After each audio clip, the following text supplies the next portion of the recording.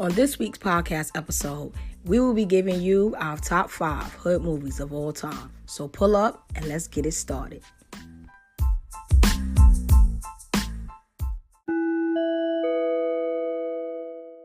Tonight, we'll be giving you guys our top 5 best hood flicks of all time.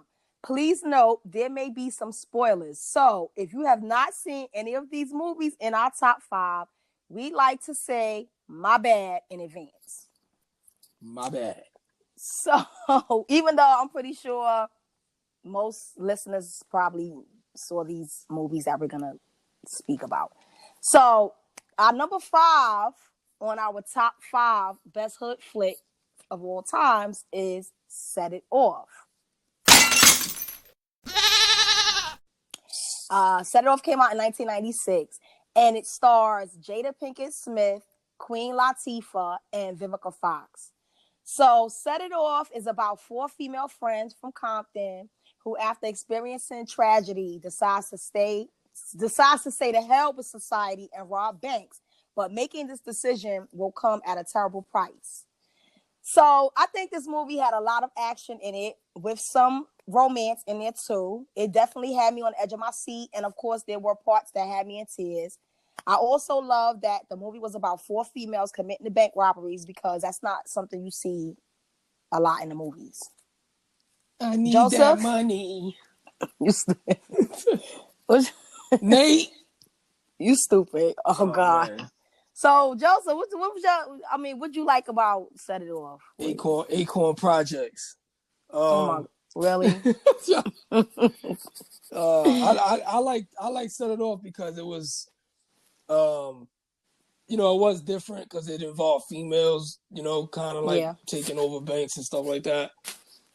But I just liked it because it was a movie. It was an urban movie. It was hood. It had some hood elements to it. Uh-huh. I don't know. It was just one of those movies that's just a classic movie. You know what I mean? Everybody, I'm sure everybody done seen that movie at least 3 times. Yeah. You know what I mean? Like it's one of the type of movies you gotta watch every now and then. You're like, yo, shit, I forgot I got Set It Off. Let me put it on. Yeah, it was good. I would highly recommend if you have not seen Set It Off to go cop that. Our number 4 movie out of our top 5. I'm gonna go with Brooklyn's Finest. Filmed in 2009. A lot of the scenes took place in Brownsville, Brooklyn. So who starred in it? You gotta get basically Don Cheadle starred in the movie as Tango, aka Clarence Butler. You had Ethan Hawke, who was Sal, and you had Richard Gere, who was Eddie Dugan. All 3 of them, each of them were all NYPD cops. Basically, the whole premise of the movie was like showing days in the life of each of these cops, but like separately. And then basically the story ultimately ends up with these 3 cops being involved in a situation that changed all 3 of their lives forever. Took away 2 of them, but so basically, the basic gist of the story is like it was a massive big drug operation that was going on in Brooklyn. Don Cheadle, who's playing as Tango, which was his street name, but he's an undercover cop who was named Clarence Butler. He was starting to get confused whether he was a cop anymore or was he really a drug dealer. Mm-hmm. He was starting to get into really deep into the drug dealing, criminal aspect of it. So he was starting to get to the point where he felt like he needed to get out. Otherwise, he was going to probably end up really becoming what he was playing, you know what I'm saying, what he was acting like. Then you had Ethan Hawke, his name was Sal. Seemed like an Italian. I'm assuming he was Italian. Yeah, I think he was. Lived in Brooklyn. He was a detective as well. Nah, he lived in Queens. No, he lived in Queens. He was a plainclothes cop, but he worked in Brooklyn. Right. He was basically, he had big family, a lot of kids.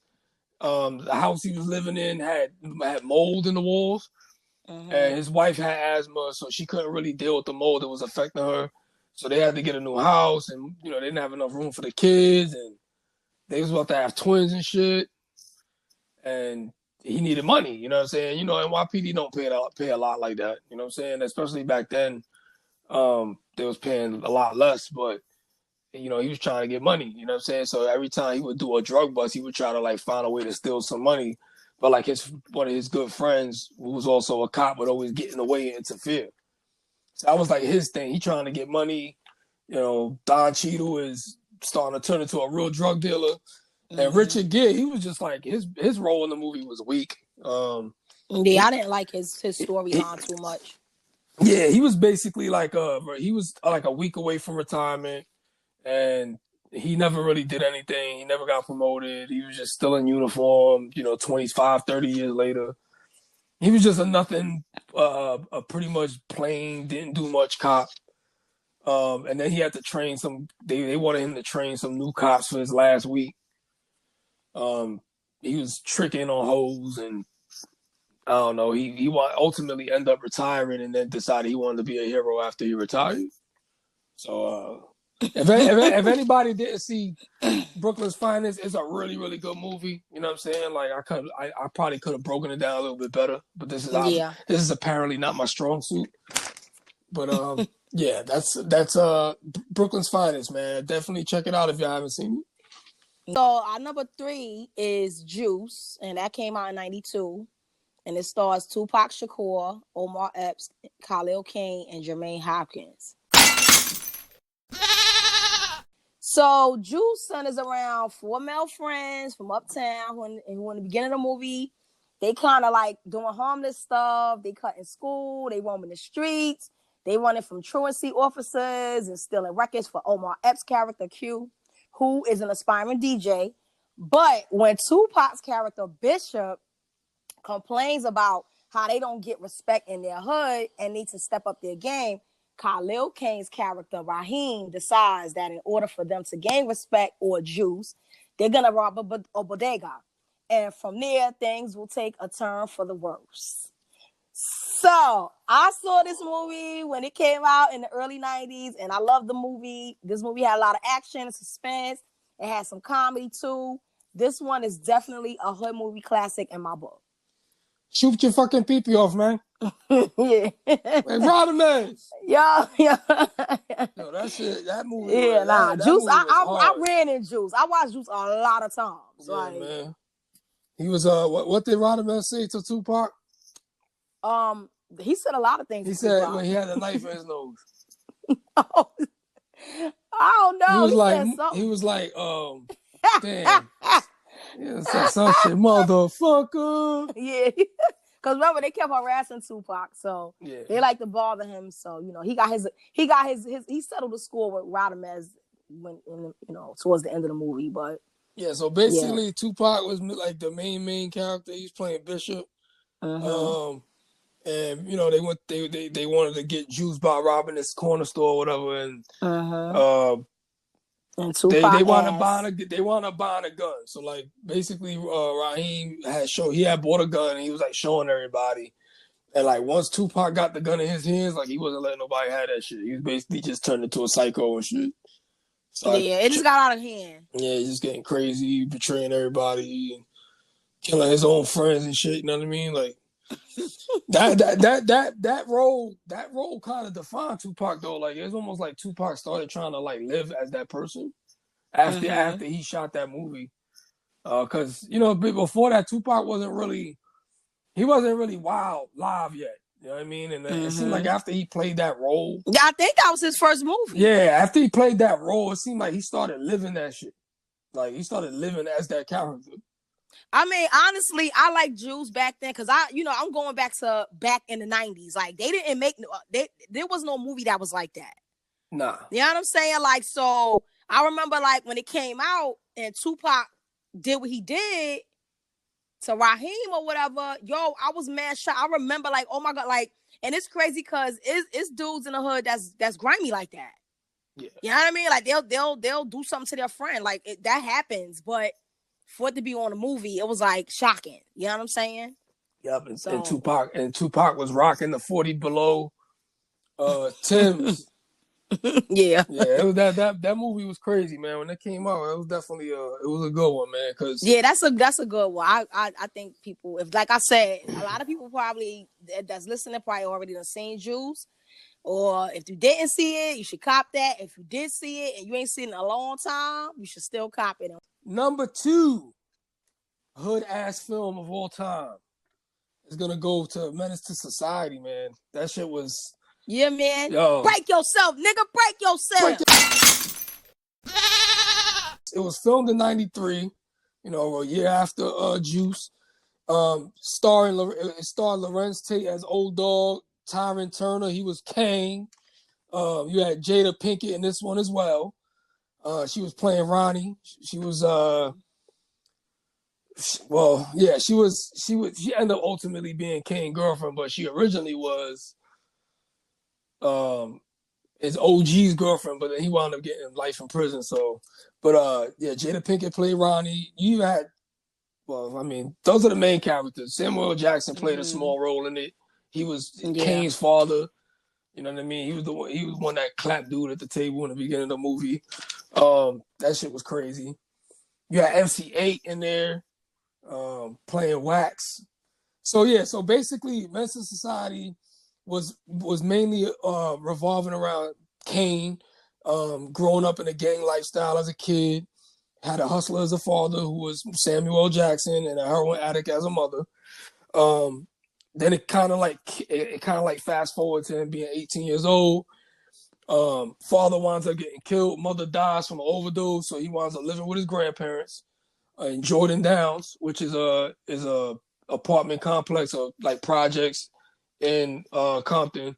If I'm not mistaken, I don't want to be telling lies, but if I'm not mistaken, Jordan Downs is in Compton. Basically everybody around him is like, just doing crime, involved in robbery, murder. He looking for a way out of the hood, you know what I'm saying? And ultimately sees a way out of the hood with his girlfriend Ronnie, son. But, a lot of times when you try to leave the hood, your past come back to haunt you, come back to bite you. Which in his case, it came back to bite him hard, and he didn't get a chance to do what he was trying to do. Fucking Sharif wound up getting killed out in front of the house too, which was one of Kane's friends. He was actually doing good things with himself. He was like a Muslim, and he wasn't doing no bad things anymore. He wound up dying because of that. It's a real movie, man. Like, it's real, you know what I'm saying? Like, it shows how life was in the 80s and 90s in California, particularly in LA, LA County, Compton. It just gives you a real life insight into how it was back then. I feel like he did a really good job in that movie. It was funny because when they was filming that movie, they was filming some of it out in Slauson too, and like that area side of town. When they was filming, like, people really thought that Lorenz Tate was like a gangster from the hood, but he wasn't. Like, if you look at Lorenz Tate's background, he's like not from that type of upbringing, but he just played that role real good. Yeah, man, I'm pretty sure everybody that's listening seen Menace to Society, man, but yeah, that was Menace to Society. I ran that one in a lot too. Man. I ran that movie in so much I couldn't watch it no more. That's how much I watched it, Menace to Society. Yeah. And like you said, it was messed up. Like, how Kane's ending was kind of messed up because it was like, somebody about to change their life, and then like you said, your past come back, and you don't get to change, you don't get to turn it around. So our number one hood movie of all time that me and Joseph decided that we both agree on is the number one is Dead Presidents. No. Stupid. So Dead Presidents came out in 1995. It stars Lorenz Tate, Bokeem Woodbine, Chris Tucker, and Keith David. So this movie takes place in the 60s, and it's about Lorenz Tate. The Lorenz Tate character, whose name is Anthony, is a kid from the Bronx. He's about to graduate from high school, and he decides to enlist in the Marines. So, mind you, this is the time when the Vietnam War was going on. The government was drafting a lot of dudes or whatever over there to fight. So, anyway, Anthony ends up being sent to fight in the war, along with his 2 drafted high school friends, Skip, who was played by Chris Tucker, and Jose, who's played by Freddie Rodriguez. After they come back from the war, there's barely any work for them, and Anthony he having a hard time getting his money together for him and his high school sweetheart / girlfriend Juanita and their daughter that they got together. So eventually Anthony cracks because he's sick of being broke. And he ain't got nothing to offer to his girlfriend or his child. So him and his friends they devise a plan to stick up an armor truck. But the plan doesn't go as expected, and guess what? It ends up a tragic disaster. So, I like Dead Presidents, and, I watched it a whole lot of times, too, and I still watch that every now and then. And this one never gets old to me, and I also like that it takes place in the 60s. This movie has a lot of action, and there's some comedy in there, too. So, Joseph, what you like about Dead President? Don't you ever run up on me like that again, Juanita. They ain't no free meals like in the Marines. Don't you bite the hand that feeds you. Consider me a friend of the family.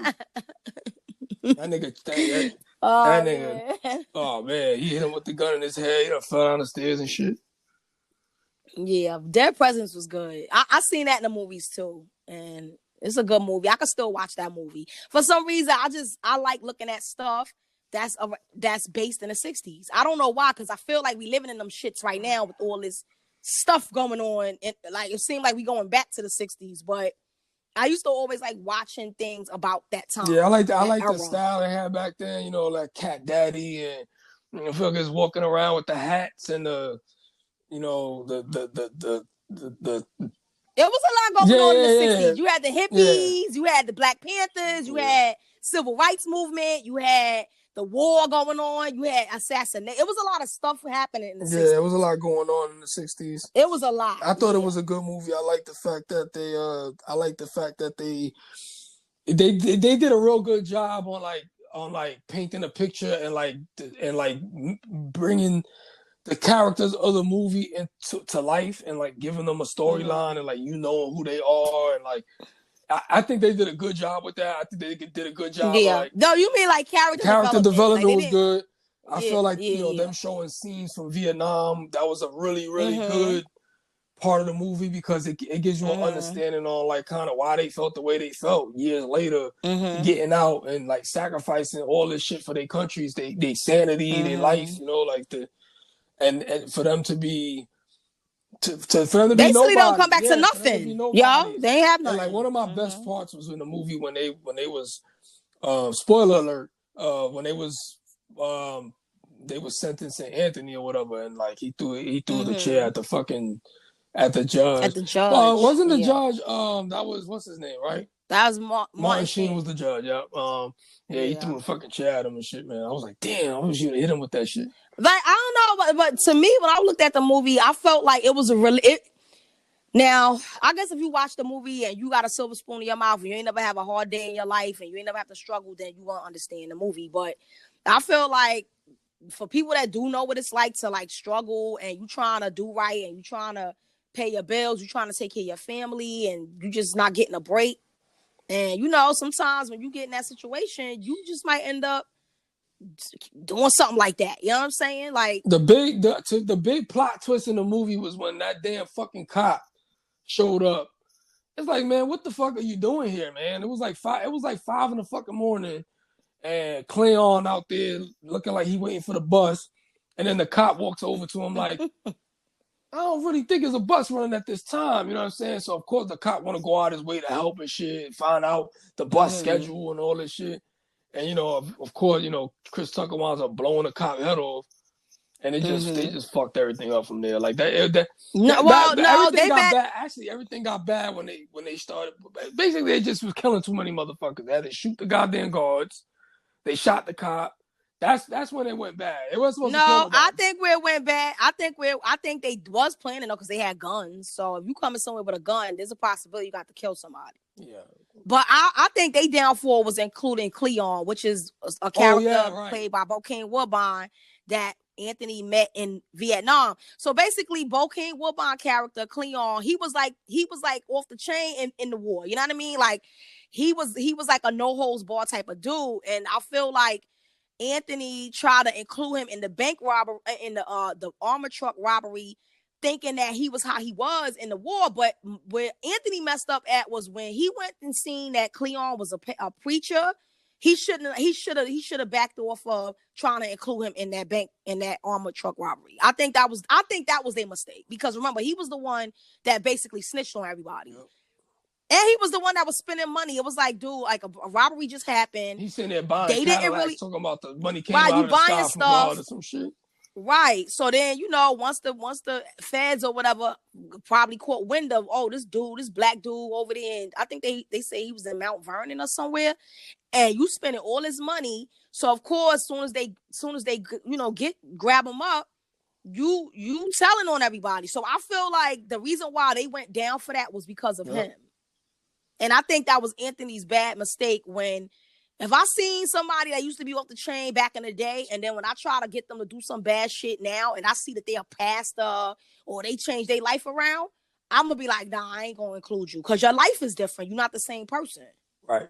So that was a bad mistake on Larenz Tate character part. He shouldn't have included him in that. Yeah, but I mean, he shouldn't have. But at the same time, I mean, Cleon should have knew he wasn't really down for the shit either. He was like denying it at first, and then he was like, "Wait a minute, how much money you talking about?" You know what I'm saying? Right? Yeah, it was like, cause I'm a pastor, but I'm saying, like, you talking about bread. Like, I'm pretty sure he wasn't making that much money. Yeah, he was just being dumb by buying a new Cadillac. I think he bought a Lincoln.